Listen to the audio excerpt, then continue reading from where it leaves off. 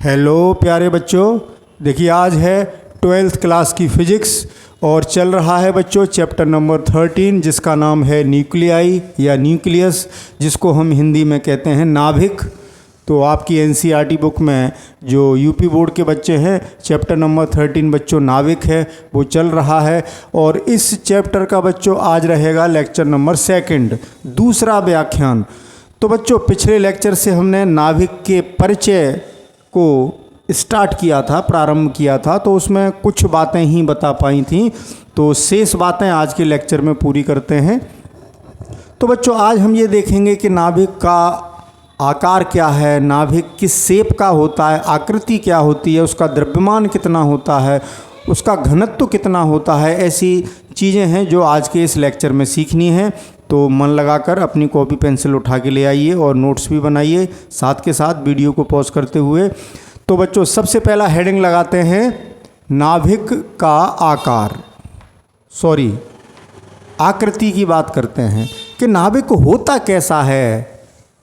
Balloon जैसा होता है कि फुटबॉल जैसा होता है कि चौकोर होता है कि कमरे जैसा होता है, किस आकृति का होता है उसकी बात करेंगे। तो पहला टॉपिक रहेगा नाभिक की आकृति, that is shape of nucleus. Shape की बात करते हैं।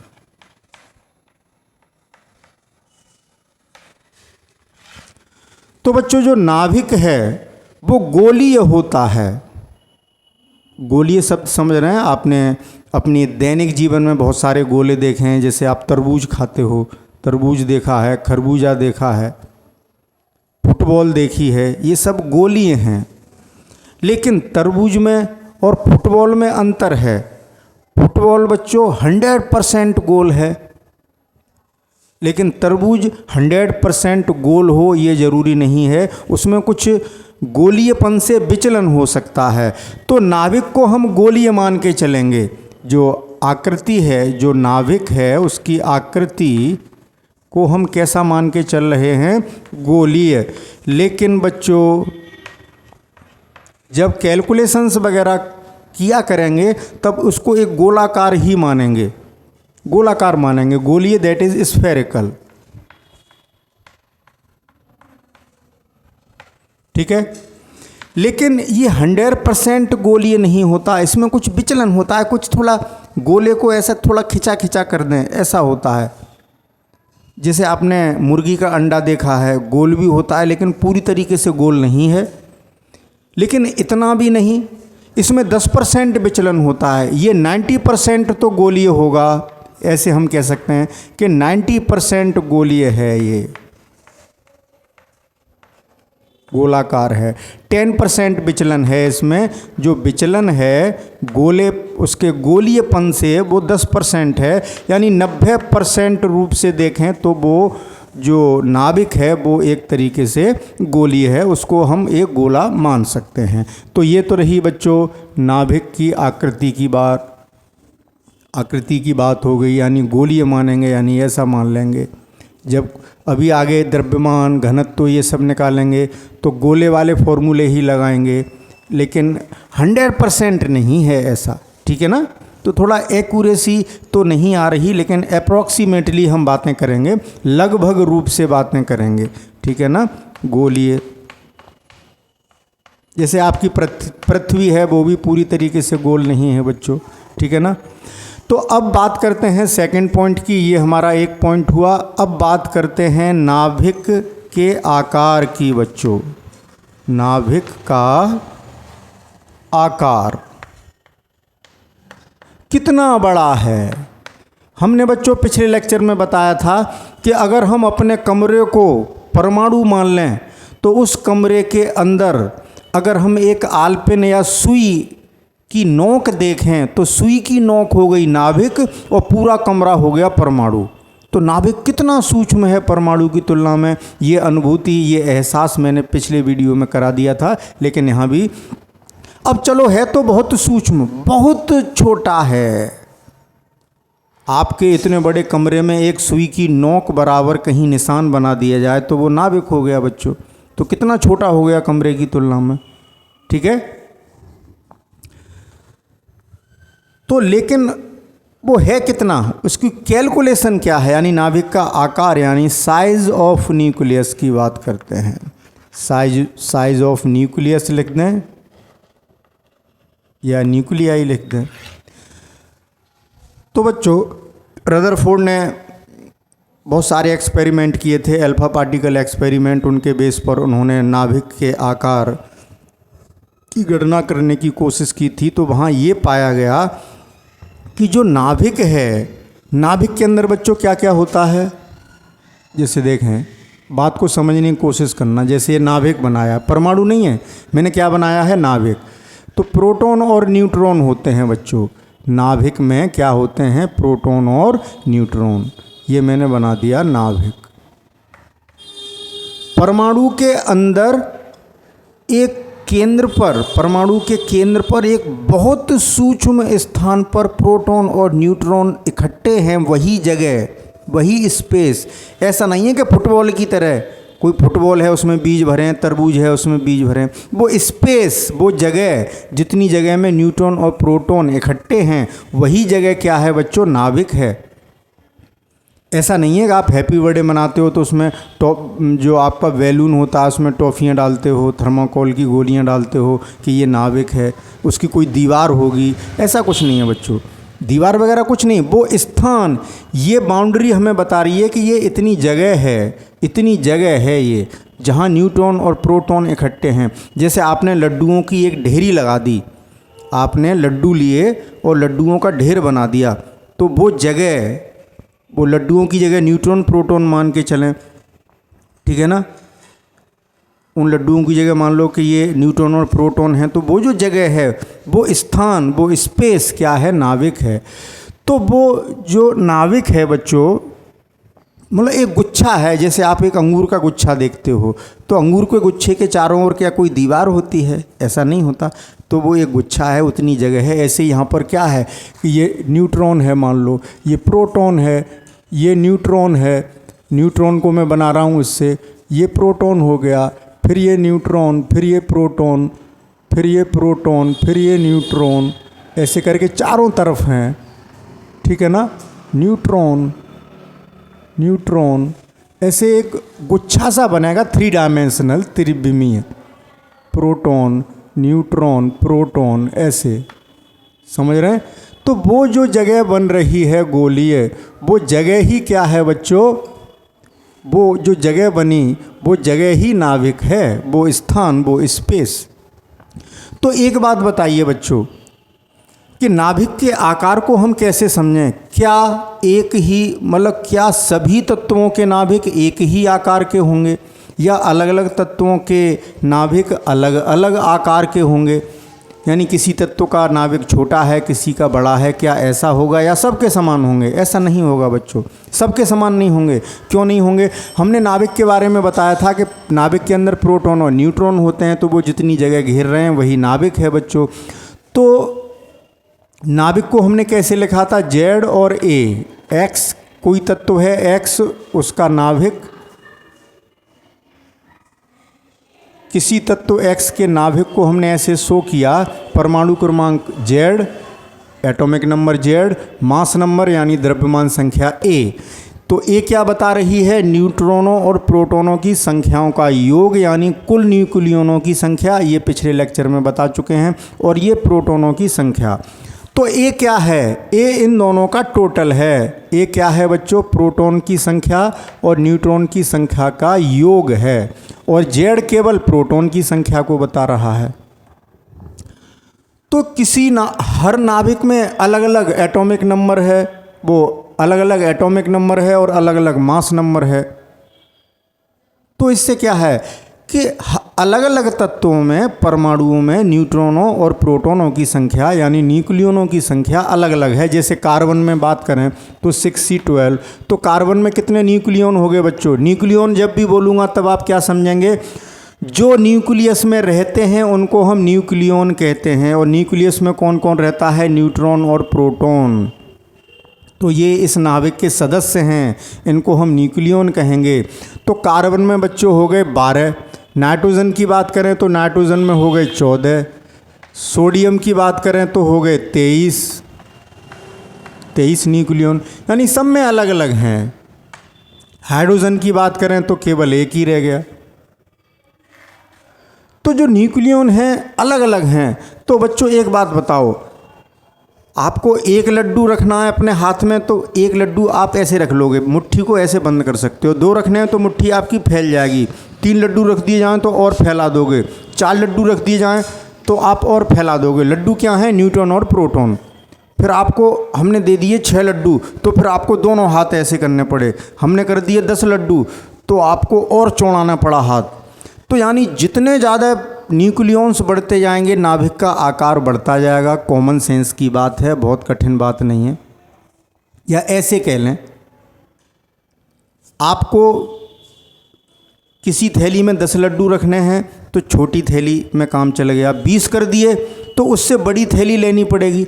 50 लड्डू कर दिए तो उससे बड़ी थैली लेनी पड़ेगी उनको रखने के लिए। समझ गए ना?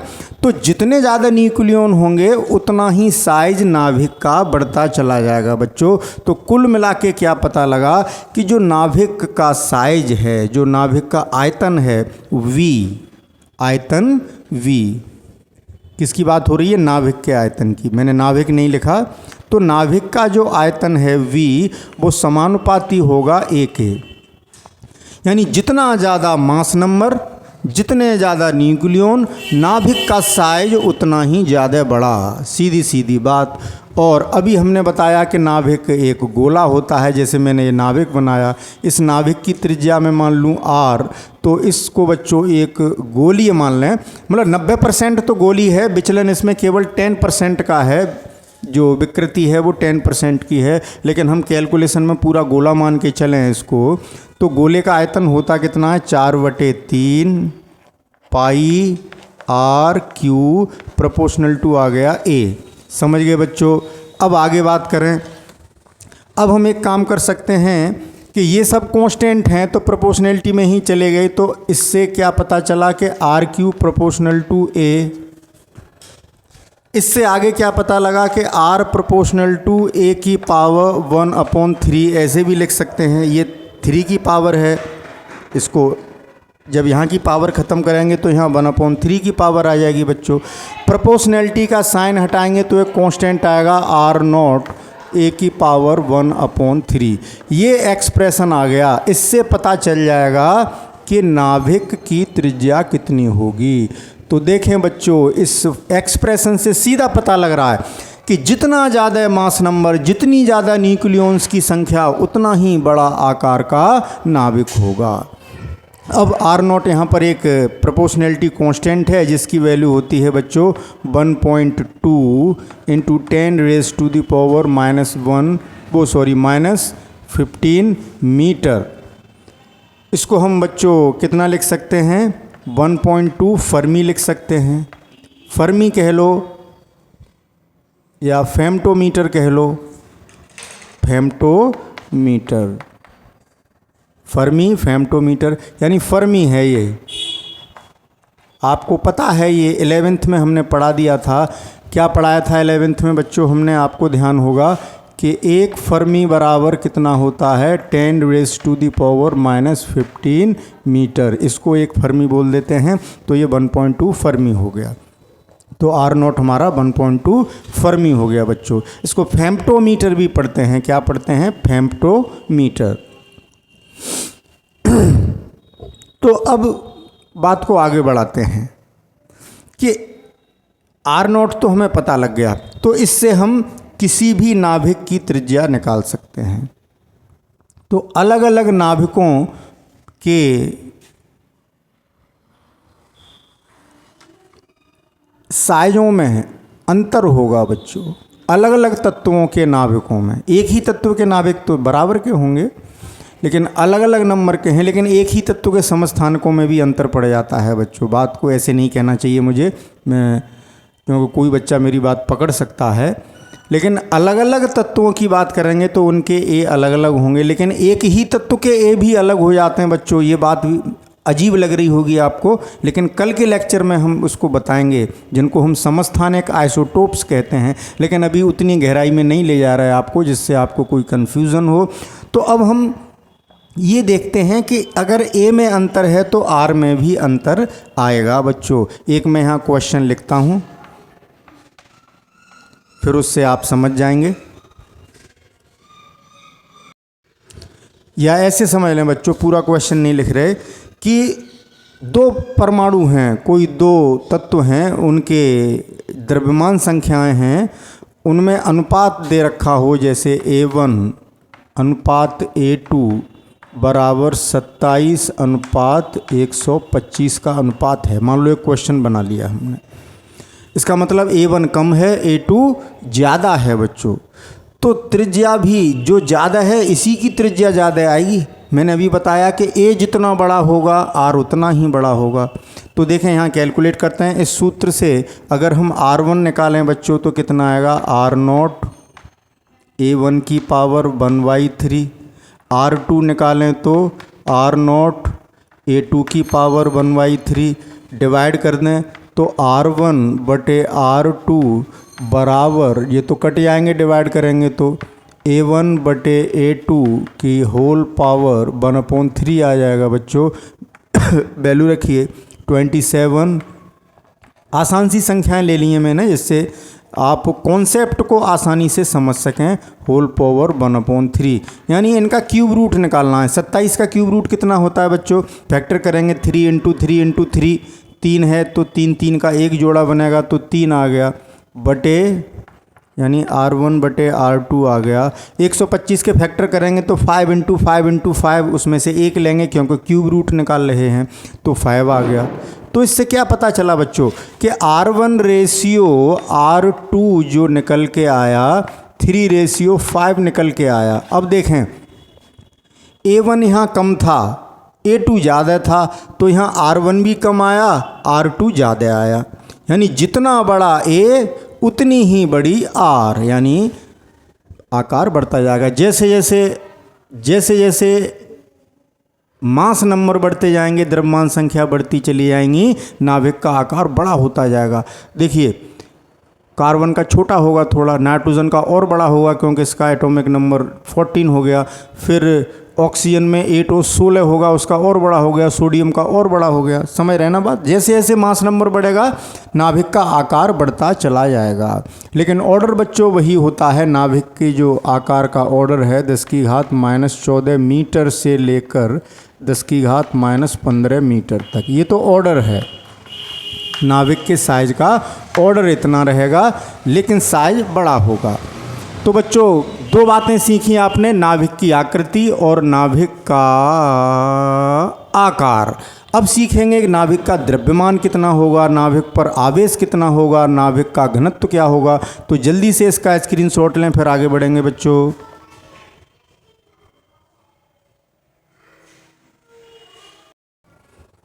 हाँ तो बच्चों अब आगे चलते हैं, नाभिक के आवेश की बात करते हैं कि नाभिक पर आवेश कितना होता है, यानी चार्ज ऑफ न्यूक्लियस। तो बच्चों हमने बताया था कि नाभिक के अंदर क्या क्या होता है। जैसे हमने एक नाभिक बना लिया बच्चों, तो इस नाभिक के अंदर क्या क्या होगा, प्रोटॉन होंगे और न्यूट्रॉन होंगे। और कितने प्रोटॉन होंगे, प्रोटॉनों की संख्या को किससे लिखते हैं बच्चों, प्रोटॉनों की संख्या यानी नंबर ऑफ प्रोटॉन्स, वो कितनी होती है, एटॉमिक नंबर के बराबर। क्योंकि किसी तत्व X का अगर ये परमाणु है तो हम इसको ऐसे ही तो रिप्रेजेंट करते हैं XZA। तो Z प्रोटॉनों की संख्या को बता रही है, Z है। और न्यूट्रॉनों की संख्या कितनी होगी बच्चों, A-Z। तो उससे कोई मतलब ही नहीं है जब हम आवेश की बात कर रहे हैं, क्योंकि प्रोटॉन पर कितना आवेश होता है, एक प्रोटॉन पर आवेश कितना होता है, +E। ठीक है ना बच्चों। और न्यूट्रॉन पर कितना होता है, न्यूट्रॉन पर आवेश कितना होता है, 0। तो इससे तो मतलब ही नहीं रहा आवेश के कैलकुलेशन में। तो सारा आवेश नाभिक पर जितना संपूर्ण आवेश है वो केवल प्रोटॉनों के कारण है, और एक प्रोटॉन पर आवेश है बच्चों E और प्रोटॉन है Z, तो नाभिक पर कितना आवेश हो गया?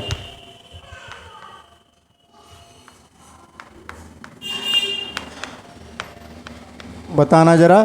देखो, एक प्रोटॉनों का आवेश E, दो प्रोटॉन का आवेश 2E, 3 का 3E, 4 का 4E, 5 का 5E, Z का ZE। क्लियर? तो कितना आवेश हो गया? Plus ZE। तो नाभिक पर इतना आवेश होता है बच्चों। ये कॉन्सेप्ट समझ में आया। अब हम बात करेंगे अगले पॉइंट की, अगले टॉपिक पे चलते हैं। ये हमारा एक टॉपिक रहा कि नाभिक का द्रव्यमान कितना होगा। साइज तो अभी देख लिया बच्चों, नाभिक का द्रव्यमान, that is mass of nucleus.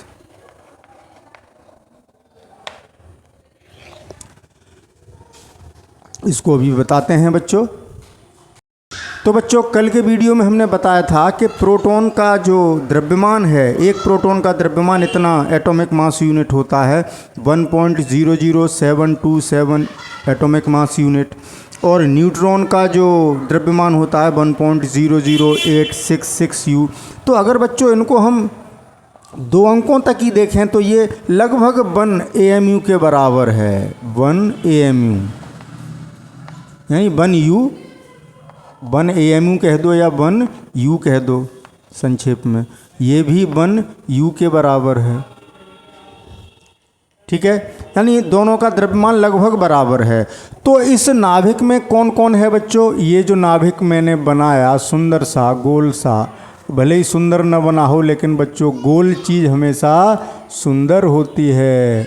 ब्रह्मांड की सबसे सुंदर आकृति वृत्त और गोले ही तो हैं। कितने अच्छे लगते हैं गोल गोल चीज़, बताइए बच्चों। तो जब इसके अंदर प्रोटॉन और न्यूट्रॉन है तो इनमें जितना द्रव्यमान है उतना ही तो द्रव्यमान होगा, और प्रोटॉनों और न्यूट्रॉनों की संख्या जो होती है वो मिला के कितनी होती है बच्चों? यानी प्रोटॉनों की संख्या, यानी ये भी एक एटॉमिक मास यूनिट, ये भी एक एटॉमिक मास यूनिट के वजन का है। तो प्रोटॉनों की संख्या प्लस न्यूट्रॉनों की संख्या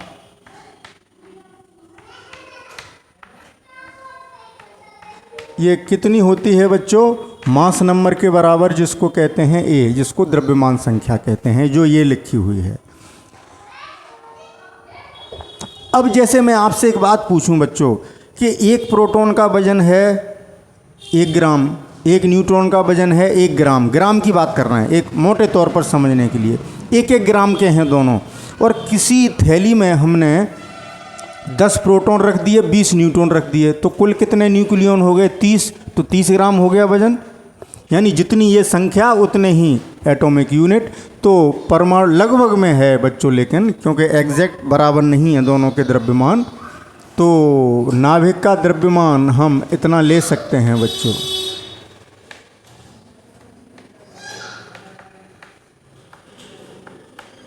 हम नाभिक के द्रव्यमान को कह सकते हैं A एटॉमिक यूनिट, AU। जैसे 1 किलोग्राम 1 ग्राम, वैसे ये मात्रक है बच्चों, इसको ऐसे भी लिख सकते हो A एटॉमिक मास यूनिट। बात समझ गए? इसकी वैल्यू आपको पता है, एक एटॉमिक मास यूनिट कितना होता है, एक U कह लें, बच्चे कंफ्यूज ना हो, शॉर्ट में लिख देते हैं AMU को ही U। कितना होता है बच्चों? 1.66 × 10⁻⁻27 kg। पिछले लेक्चर में बच्चों मैंने ये आपको पढ़ाया था। तो इतना हो गया नाभिक का द्रव्यमान, द्रव्यमान की बात भी खत्म हो गई। अब बात कर लेते हैं बच्चों नाभिक के घनत्व की, कि नाभिक में कितना भारापन है। घनत्व से मतलब समझते हो? जो चीज़ बराबर मात्रा में लो, आप घनत्व को समझें। बहुत से बच्चे घनत्व नहीं समझते। अभी इस बोध कराऊंगा नाभिक का घनत्व। अभी आनंद आएगा बच्चों, यानी density of nucleus, density of nucleus क्या, एन, वही हम कह रहे स्पेलिंग गलत हो गई, NuCl होनी चाहिए थी, क्या लिख गए यार हम।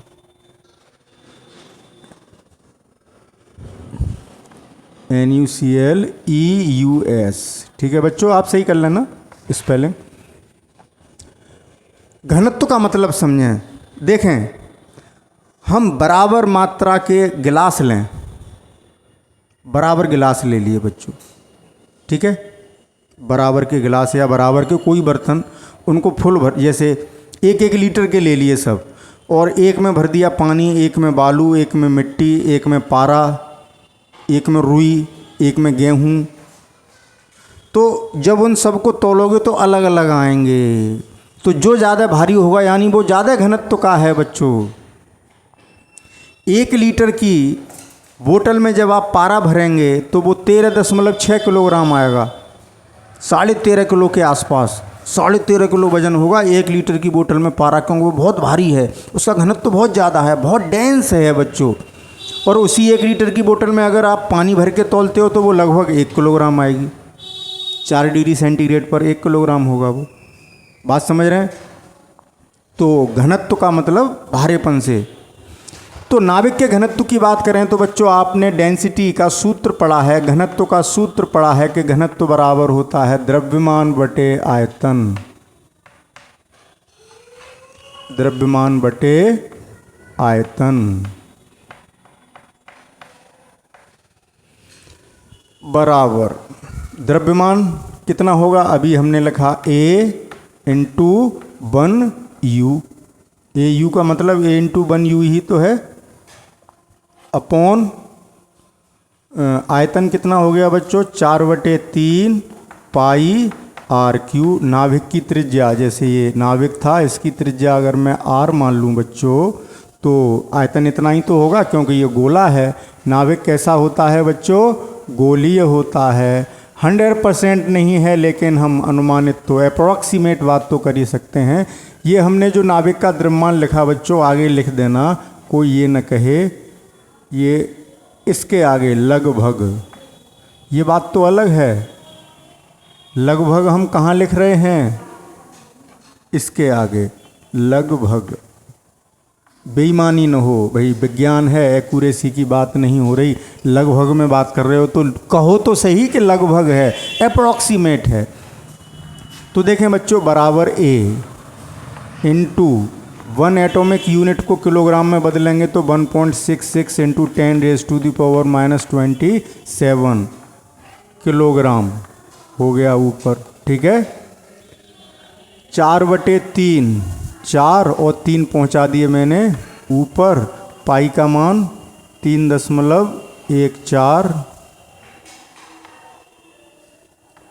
और R की जगह में लिखूँगा R0 A⁻⁴ अभी पढ़ाया था बच्चों इसका Q, अभी थोड़ी देर पहले पढ़ाया था मैंने, चूँकि अभी निकाली थी इक्वेशन, साइज निकाला था तब R बराबर R0 A⁻⁴ वही तो रखी है। तो बराबर कितना हो गया, A इंटू, इसमें मल्टीप्लाई कर लो, 3×18 और 1 19, 3 एकम 3 और 1 4, 4.98 गुणा 10⁻⁻27 बटे 4 गुणा 3.14। अरे इसका भी कर लेते यार, इसका भी गुणा कर लेते, चलो रह गया तो रह जाने दो। R0 का Q इंटू A रह गया, तो बच्चों A से कट गया A। अब डिजिट्स रह गई, उनको हल कर लेते हैं। बराबर क्या क्या रह गया ऊपर, 4.98 गुणा 10⁻⁻27 किलोग्राम, और नीचे बच्चों 4 गुणा 3.14 बराबर यहाँ लगाना चाहिए मुझे वहाँ की जगह, इनका गुणा कर ही लेता हूँ। 12.56 हो गया, इनका मल्टीप्लाई 12.56 इंटू आर नॉट का मान भी तो रखना है। आर नॉट कितना होता है 1.2 इंटू 10⁻⁻15 मीटर, और क्यू है तो मीटर क्यू, यानी घनत्व की यूनिट किलोग्राम प्रति मीटर क्यू आने वाली है बच्चों। इसका मुझे करना है क्यू 3 की घात। दिख रही है आपको कि नहीं? जगह कम पड़ गई, साफ साफ लिखूं क्या? देखूं, क्यू नहीं दिख रहा होगा आपको, छोटा छोटा लिख देता हूँ, क्यू नहीं दिख रहा होगा। तो बच्चों धैर्य रखें, अच्छा लग रहा होगा। देखो बच्चों, नाविक के बारे में कितनी सुंदर रोचक जानकारियाँ प्राप्त हो रही हैं हमको, बहुत अच्छा लगना चाहिए आपको। तो 12.56 इंटू 3.0 इंटू आर नॉट की वैल्यू रख रहे हैं तो 1.2 गुणा 10 की घात -15 का क्यू, क्यों क्यू है ना, मीटर क्यू, मीटर में ही तो रखी है ये आर की वैल्यू, मीटर। अरे अब क्यू भी नहीं दिख रहा होगा आपको, जगह कम पड़ गई बच्चों। बानी बेटा, बानी शोर मत करो बेटा, बेटा धीरे बोलो, मीटर क्यू। ओके, इसको सिंप्लीफाई करते हैं बच्चों, तो इक्वल्स टू 4.98 इंटू 10⁻⁻27 और 15 तिया बच्चों हो गई 45, और माइनस की ऊपर जाके हो गई वो प्लस की 45 हो गई, और नीचे क्या क्या रह गया 12.56 गुणा 1.2 का क्यूब करना है, वर्ग किया तो 1.44 आ गया गुणा 1.2, ठीक है, किलोग्राम पर मीटर क्यूब। जगह नहीं बची, आगे लिख देंगे। इसको जल्दी से सिंप्लीफाई कर लेते हैं बच्चों। तो देखो पावर कितनी बचेंगी वो लिख देते हैं पहले, इंटू 10⁻⁻, 15 में से 7 गए बच्चों, कितने बचे 8, और 15 में 7 गए 8, और 3 में से 2 गए 1, इतने ही तो बचे प्लस के, किलोग्राम प्रति मीटर क्यू, घनत्व का मात्रक यही तो है। इसको सॉल्व कर लेता हूँ मैं जल्दी से बच्चों फटाफट। तो कितना है बच्चों 4.98 सॉरी बच्चों गलत हो गया, 4.98 डिवाइडेड बाई 12.56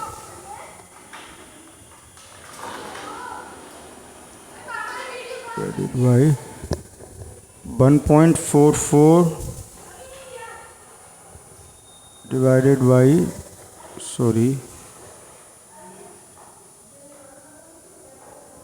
1.44 डिवाइडेड बाई 1.2।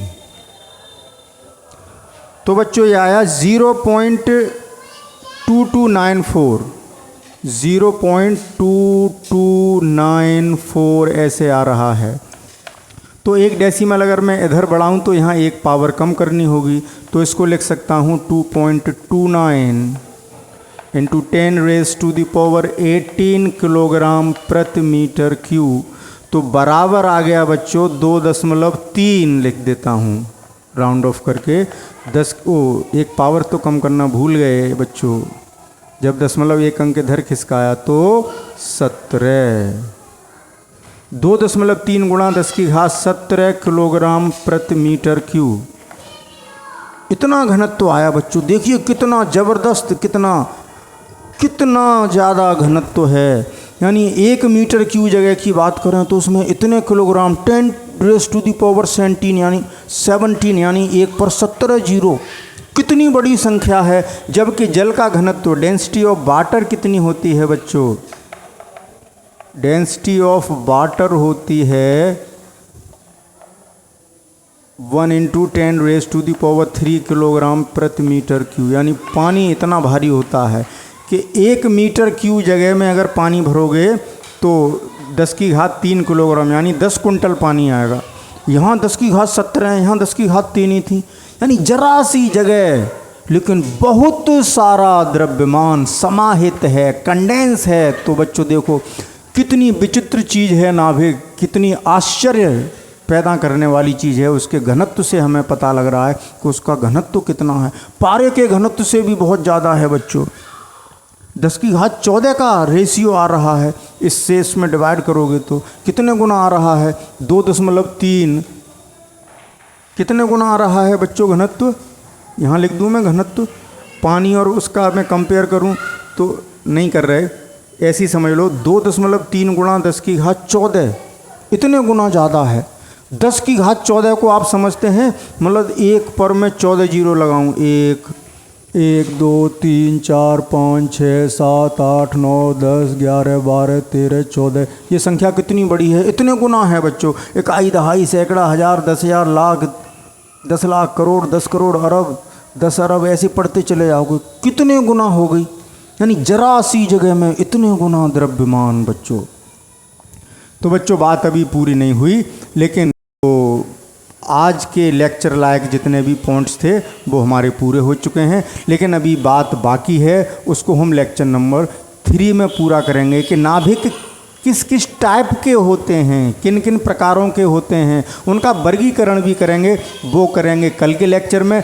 तब हमारा नाभिक का जो परिचय है कि नाभिक क्या है वो पूरा हो पाएगा बच्चों। तो हमने जो अपने वीडियो में अपने YouTube के थंबनेल में जो हमने हेडिंग डाला है कि नाभिक एक परिचय या नाभिक का परिचय, तो वो परिचय हमारा 3 लेक्चर में पूरा होने वाला है। लेकिन बच्चों उम्मीद है कि आपको बहुत आनंद आ रहा होगा, अच्छा लग रहा होगा। मैं बहुत गहराई में जा करके आपको समझाने की कोशिश कर रहा हूँ, जिससे कि आप किसी भी कन्फ्यूज़न में न रहें, कोई शंका आपके दिमाग में न रहे। ठीक है बच्चों, तो फिर मिलते हैं कल बाकी की शेष बातों के साथ। Okay, thank you for watching, best of luck and good bye.